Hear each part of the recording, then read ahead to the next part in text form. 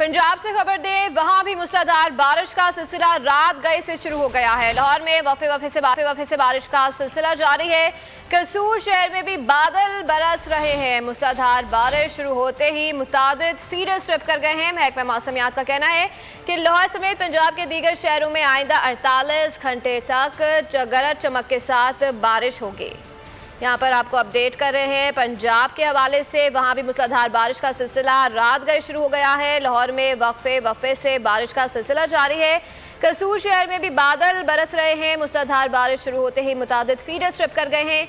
महकमा मौसमियात का कहना है कि लाहौर समेत पंजाब के दीगर शहरों में आइंदा 48 घंटे तक गरज चमक के साथ बारिश होगी।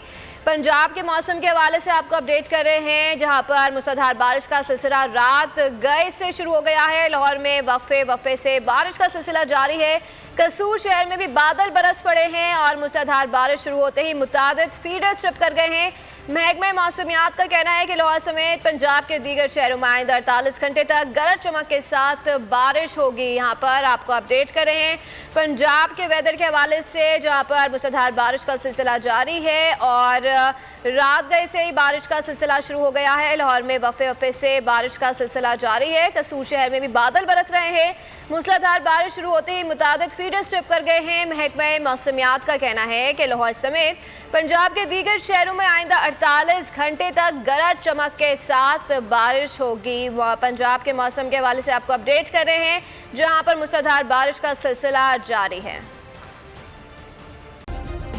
सब्सक्राइब करें और बेल दबाएं ताकि कोई खबर रह न जाए।